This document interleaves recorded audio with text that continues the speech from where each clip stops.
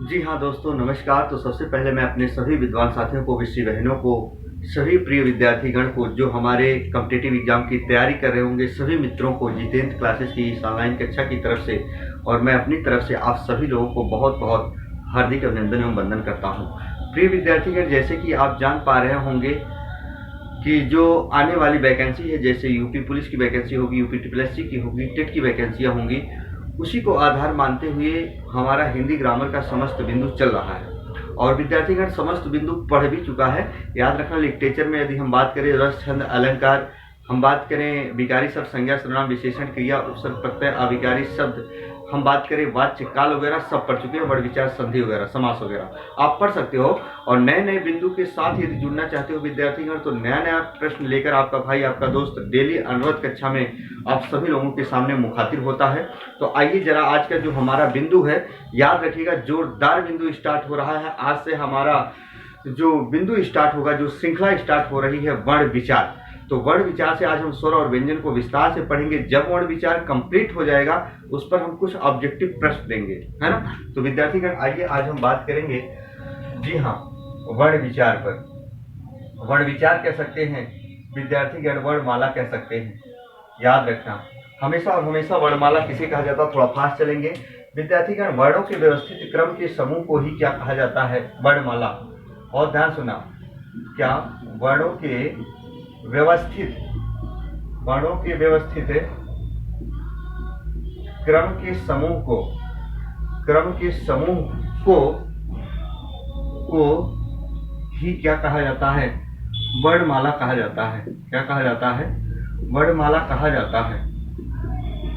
क्या कहा जाता है, वर्णमाला कहा जाता है।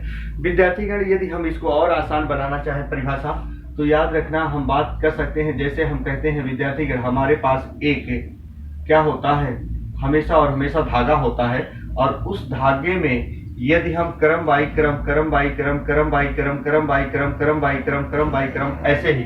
ऐसे ही फूलों की एक श्रृंखला लगा दे, तो फूलों के व्यवस्थित क्रम के समूह को क्या नाम दिया जाता है, माला नाम दिया जाता है। वैसे वर्णों के व्यवस्थित क्रम के समूह को वर्णमाला नाम दिया जाता है। बात समझना, जबकि यहाँ से प्रश्न नहीं आता, परिभाषा नहीं पूछी जाती। याद रखना विद्यार्थीगण। तो हम बात करेंगे जर्मीन चीजों पर। आइए सबसे पहले हम बात करेंगे प्रिय विद्यार्थीगण किस बिंदु पर, और वो बिंदु बहुत इंपॉर्टेंट होगा। हम कह सकते हैं कि वर्ण के दो अंग होते हैं। एक होता है विद्यार्थीगण, हमेशा और हमेशा एक स्वर होता है, और एक क्या होता है प्रिय विद्यार्थीगण, व्यंजन होता है। हम आज बात करेंगे स्वर के बारे में, फिर इसके बाद जब स्वर पूरा हो जाएगा फिर व्यंजन के बारे में पढ़ेंगे। विद्यार्थीगण स्वर के बारे में आइए जरा देखते हैं, इसके बारे में क्या क्या पढ़ना है। इनका उच्चारण स्वतंत्र किया जाता है। प्रिय विद्यार्थीगण, इनका जो उच्चारण किया जाता है, इनका उच्चारण विद्यार्थीगण स्वतंत्र किया जाता है। जी हाँ, स्वतंत्र किया जाता है। इसका मतलब ये हुआ प्रिय विद्यार्थीगण, इसको पढ़ने के लिए किसी अन्य वर्ण की आवश्यकता नहीं होती। जी हाँ, अगला पॉइंट इसी से संबंधित, इनके साथ हलंत चिन्ह का प्रयोग नहीं किया जाता। जी हाँ, इनके साथ हलंत चिन्ह का प्रयोग नहीं किया जाता है। इनके साथ हलंत चिन्ह का प्रयोग नहीं किया जाता विद्यार्थीगण। याद रखना, इनके साथ हलंत चिन्ह का प्रयोग नहीं किया जाता, ये भी याद रखना। अच्छा, और हम बात करें इससे संबंधित क्या, बहुत इंपॉर्टेंट प्रश्न है। हमेशा और हमेशा विद्यार्थीगण यदि हम बात करें हिंदी वर्णमाला में स्वरों की जो संख्या होती है, हिंदी वर्णमाला में स्वरों की जो संख्या होती है प्रिय विद्यार्थीगण, वो कितनी होती है, तो आपको सदैव याद रखना, हिंदी वर्णमाला में स्वरों की संख्या कितनी होती है, 11 होती है। यदि हम बात करें प्रिय विद्यार्थीगण हिंदी वर्णमाला में हमेशा और हमेशा स्वर के प्रकार, जी हाँ, हिंदी वर्णमाला में जो स्वर के प्रकार होते हैं, हमेशा और हमेशा विद्यार्थीगण स्वर के प्रकार कितने होते हैं प्रिय दोस्तों, प्रिय विषय बहनों, याद रखना 3 होते हैं। हिंदी वर्णमाला में स्वरों की संख्या 11 होती है, स्वर के प्रकार कितने होते हैं, 3 होते हैं।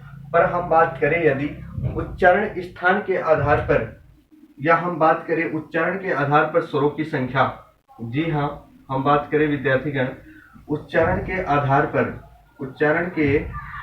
पर स्वरों की संख्या, उच्चारण के आधार पर जो स्वरों की संख्या होती है प्रिय विद्यार्थीगण, वो कितनी होती है? 10 होती है। कितनी होती है? 10 होती है। उच्चारण के आधार पर स्वरों की संख्या कितनी होती है? 10 होती है। लेकिन विद्यार्थीगण, प्रिय मित्रों, आपसे मेरा अनुरोध होगा, एक प्रश्न और पढ़ के जाना। यदि हमेशा और हमेशा हिंदी वर्णमाला में जो स्वरों की संख्या 11 होती है, जो स्वरों की संख्या 11 होती है, हिंदी वर्णमाला में स्वरों की संख्या 11 होती है, स्वरों की संख्या 11 होती है। इसी 11 में अंग और आहा, अभी जिक्र करेंगे हम आगे इसका विस्तार से। अंग और आहा ये 2 और ऐड कर दिए जाते हैं, तो 11 2 कितने हो जाएंगे? 13। तो अगर आपसे पूछा जाए विद्यार्थीगण, अंग और आहा यदि हिंदी वर्णमाला के स्वरों में अयोग वाह को सम्मिलित कर दिए जाने पर स्वरों की संख्या कितनी हो जाती है, तो वहां जवाब देना है 13। लेकिन हम बात करेंगे विद्यार्थीगण, हम बहुत अच्छी बात बता रहे हैं, ध्यान से सुन लीजिएगा।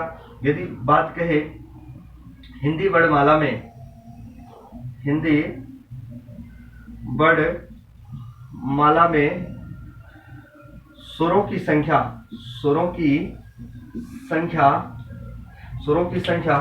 विद्यार्थीगण, स्वरों की संख्या 11 में, स्वरों की संख्या 11 में अंग और आहा, जिसे क्या कहा जाता है विद्यार्थीगण? अयोग वाह। अंग और आहा को सम्मिलित करने के बाद, अंग और आहा को सम्मिलित करने के बाद,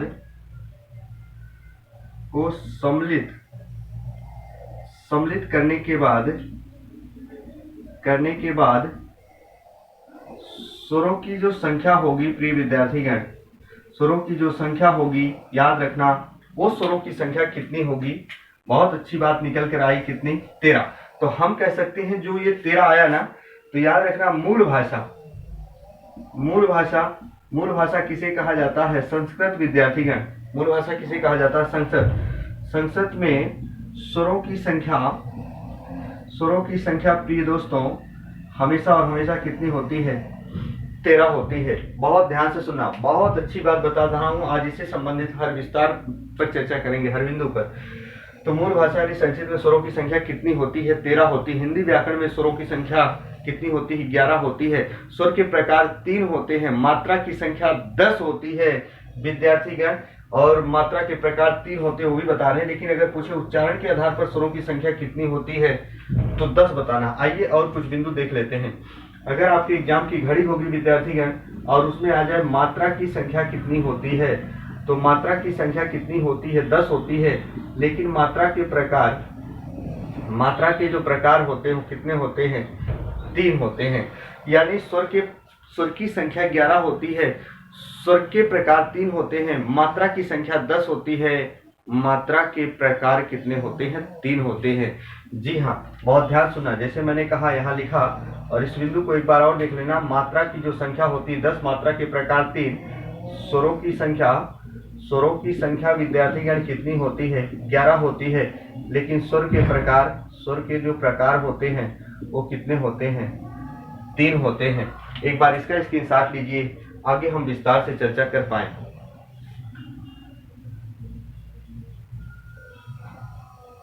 जी हाँ, चलते हैं प्रिय दोस्तों आगे, थोड़ा फास्ट चलेंगे, है ना। स्वर के 3 प्रकार पर अब हम चर्चा करेंगे, हमेशा और हमेशा जहां से प्रश्न आते हैं। जी हाँ, चलिए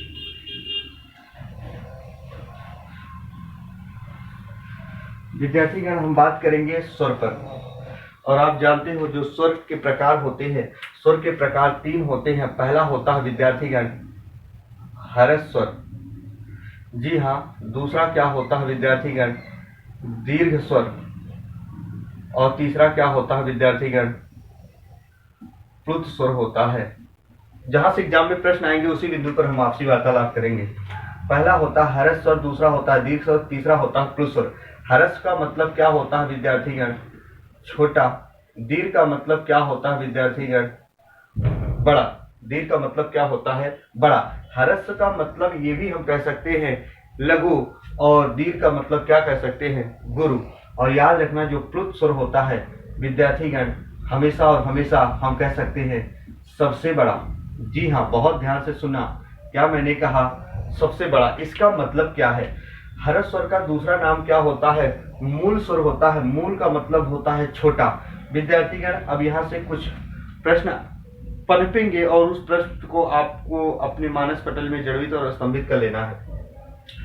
एग्जाम की घड़ी होगी विद्यार्थीगण, अभी सिर्फ इतने जानना, जो हर्ष स्वर होता है ये क्या होता है? हमेशा और हमेशा विद्यार्थीगण एक मात्रिक होता है। जो हर्ष स्वर होता है ये क्या होता है? एक मात्रिक होता है। जी हाँ, हर्ष स्वर एक मात्रिक होता है। इसका जो सिंबल होता है ऐसे खड़ी पाई की तरह होता है। दीर्घ स्वर जो होता है विद्यार्थीगण ये क्या होता है? द्विमात्रिक होता है। क्या होता है? द्विमात्रिक होता है और इसका सिंबल यस की तरह होता है। हम कहें जो प्लुत स्वर होता है विद्यार्थीगण, प्लुत स्वर ये जो होता है विद्यार्थीगण ये क्या होता है? त्रिमात्रिक होता है। क्या होता है? त्रिमात्रिक होता है और इसका जो सिंबल होता है प्रिय विद्यार्थीगण, तीन जैसी आकृति ऐसी होती है, या तो इसके दो सिंबल माने जाते हैं।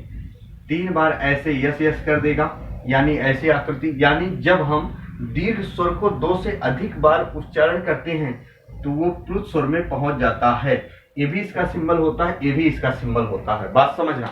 अच्छा, एग्जाम की घड़ी होगी विद्यार्थीगण, पूछा जाता है ऐसा कौन सा स्वर होता है 3 स्वरों में से जिसका उच्चारण करने में, यानी जिसको हम पढ़ते हैं तो याद रखना है, जिसको पढ़ने में हमेशा और हमेशा प्लुत स्वर से कम हर्ष स्वर से ज्यादा समय लगता है।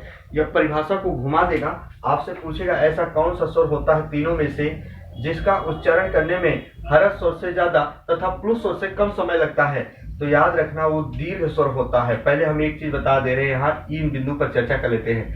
यानी दीर्घ स्वर को पढ़ने में हर्ष स्वर से ज्यादा, हर्ष स्वर से ज्यादा तथा प्लुत स्वर से कम समय लगता है। प्लुत स्वर से कम समय लगता है। ऐसा कौन सा स्वर है जिसको पढ़ते समय हर्ष स्वर से ज्यादा प्लुत स्वर से कम समय लगता है? याद रखना वो स्वर कौन सा होता है? दीर्घ स्वर होता है। बहुत ध्यान से सुनना, अगर आपसे पूछा जाए एग्जाम की घड़ी होगी सबसे कम समय किस स्वर को पढ़ने में लगता है, तो याद रखना हर्ष स्वर को पढ़ने में सबसे कम समय लगता है। हर्ष स्वर को पढ़ने में सबसे कम समय लगता है। सबसे कम समय लगता है विद्यार्थीगण। सबसे कम समय किसको पढ़ने में लगता है? याद रखना हर्ष स्वर को। और याद रखना प्लुत स्वर की बात करें, जी हाँ, इसको पढ़ने में सबसे ज्यादा समय लगता है। प्लुत स्वर की बात करें तो इसको पढ़ने में सबसे ज्यादा समय लगता है विद्यार्थीगण। याद रखना ये 3 प्रश्न यहां से बनते हैं और ये पूछता है कि हमेशा और हमेशा विद्यार्थीगण मात्रा के प्रकार कितने होते हैं, मात्रा की संख्या कितनी होती है, तो कभी गलत मत करना। एक बार इसका स्क्रीनशॉट लो, फिर हम बात करते हैं।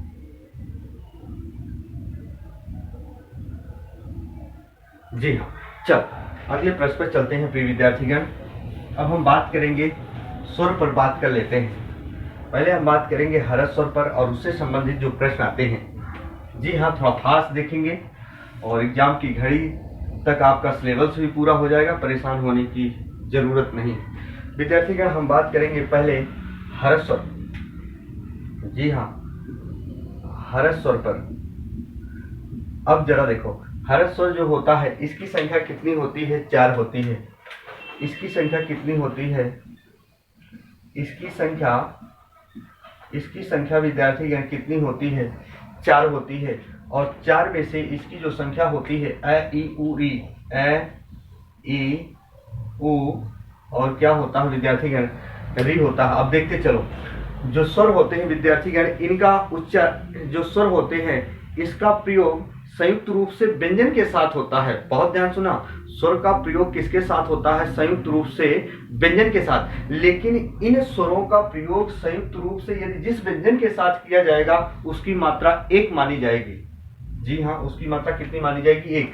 अब याद रखना अ जो होता है इसकी कोई मात्रा नहीं होती विद्यार्थीगण।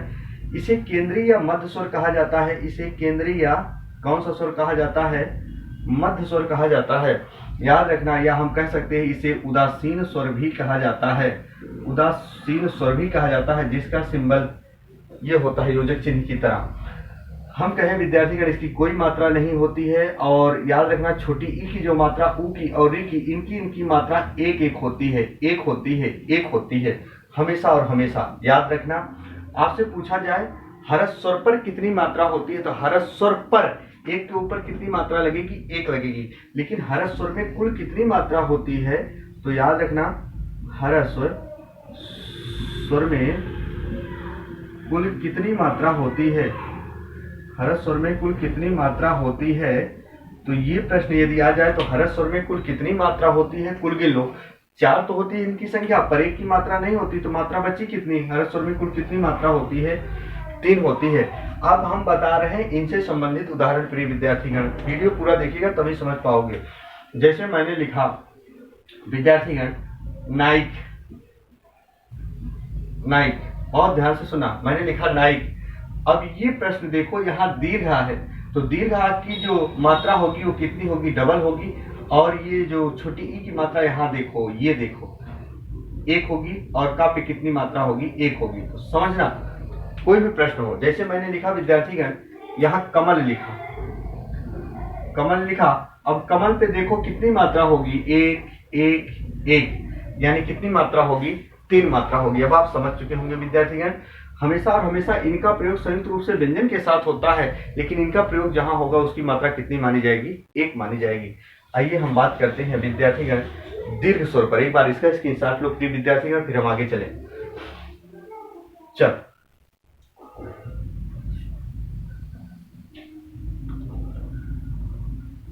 दीर्घ स्वर क्या होता है विद्यार्थीगण? दीर्घ स्वर यदि हम बात करें, दीर्घ स्वर क्या होता है, द्विमात्रिक होता है। इसकी संख्या हम बात करें, इसकी संख्या कितनी होती है, इसकी संख्या कुल कितनी होती है, 7 होती है विद्यार्थीगण। जी हाँ, इनकी संख्या 7 होती है।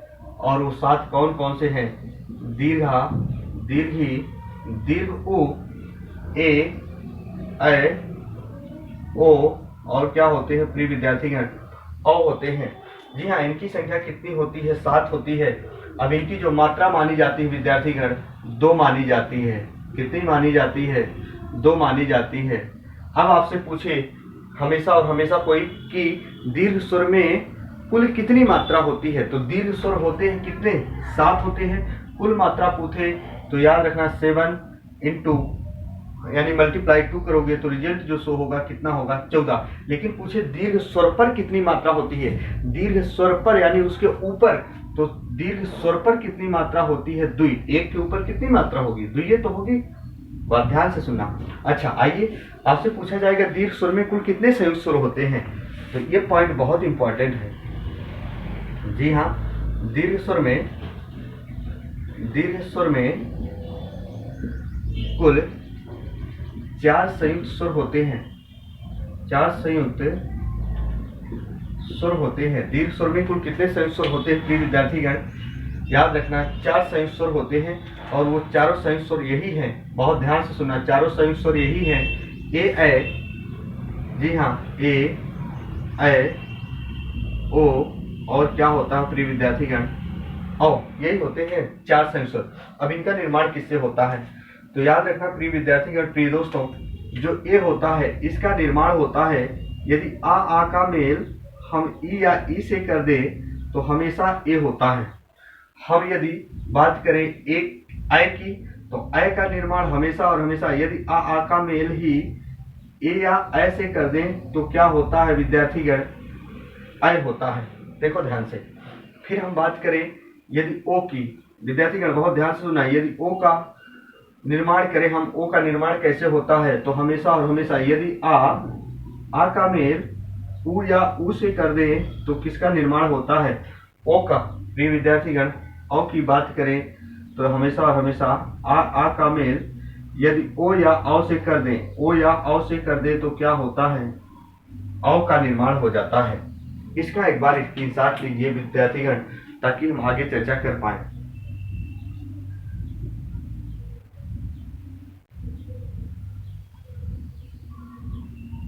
जी हाँ, चलते हैं अगले प्रश्न की तरफ। प्रिय विद्यार्थीगण, जहाँ से प्रश्न एग्जाम में आने लायक रहेगा उस बिंदु पर हम आपसी वार्तालाप करेंगे, बहुत विस्तार से, परेशान होने की जरूरत नहीं है। अब हम बात करेंगे प्लुस स्वर। जी हाँ, देखो प्लुस स्वर क्या होता है।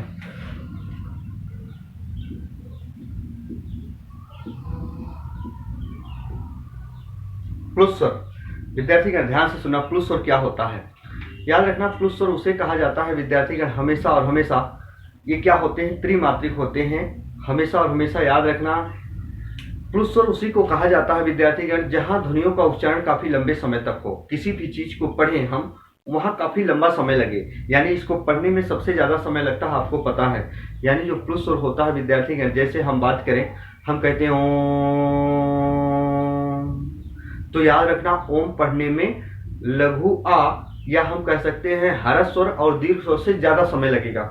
हम कहते हैं हे जगदम्बे मैया, तो याद रखना ऐसे करते हैं विद्यार्थीगण। हम हमारे घर परिवार में, याद रखना हम सभी लोग होते हैं, यदि हम किसी खाली कमरे में जाएं और वहां सदैव अपने मुखाग्र के द्वारा कोई टोन निकाले, जैसे hello hello hello hello hello hello hello hello hello, तो ऐसे हम कहते हैं विद्यार्थीगण, वहां ध्वनियों का उच्चारण कई बार होकर पुनः वही ध्वनि हमारे कानों में आकर टकराती है, वहां भी प्लुस स्वर होगा। हम एक पत्थर का टुकड़ा जब कुएं में डालते हैं तो पत्थर का टुकड़ा जब तक कुएं की तली में नहीं पहुंच जाता तब तक वो ढब ढब ढब ढब ढब ढब की आवाज करता है, वहां भी प्लुस स्वर होगा। हमारे जो गायक वगैरह होते हैं, सिंगर्स वगैरह होते हैं, प्रिय विद्यार्थीगण, वो देखो जब गाना गाते हैं यानी स्टार्ट करते हैं उसके पहले अपने गले के द्वारा टोन निकालते हैं, आ करके निकालते हैं। तो प्रिय विद्यार्थीगण वहां भी प्लुस स्वर होगा।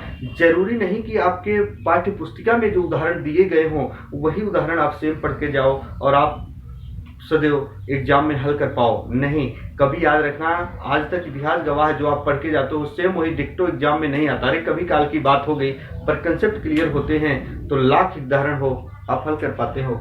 याद रखना, प्लुस स्वर जो होती है इसकी जो संख्या होती है प्रिय विद्यार्थीगण कितनी होती है, 8 होती है। इसकी संख्या कितनी होती है, 8 होती है। ह्रस्व स्वर का एक उदाहरण होता है ए, प्लस याद रखना दीर्घ स्वर जो होता है वो कितना होता है विद्यार्थीगण, 7।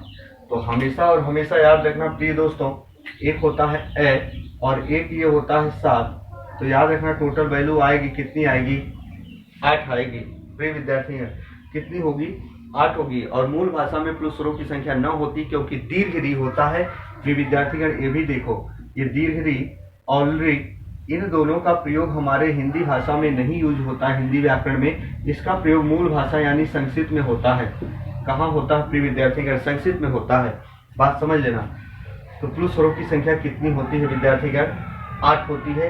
ये त्रिमात्रिक होते हैं, इसको पढ़ने में सबसे ज्यादा समय लगता है। उदाहरण के तौर पर याद रखिएगा, जैसे हम लिखते हैं ओम, हे जगदम्बे मैया, याद रखना। तो याद रखना प्रिय विद्यार्थीगण, इसको पढ़ने में सबसे ज्यादा समय लगता है। जहां से प्रश्न आएंगे अब याद रखना, उस पर हम बहुत विस्तार से चर्चा करेंगे, तो एक बार इसका स्क्रीनशॉट ले सकते हो आप। जी हाँ प्रिय विद्यार्थीगण, आज तक की मेरी कक्षा यहीं तक होगी। नेक्स्ट दिन जब हम आएंगे तो अनेक प्रकार के स्वरों पर हम आपसी वार्तालाप करेंगे, यानी 3 प्रकार के स्वरों पर हम आपसी वार्तालाप कर लिए। प्रश्न कैसे आएगा उसको पढ़ के जाना। तो मेरी कक्षा आज तक यहीं तक होगी। जय हिंद, जय भारत।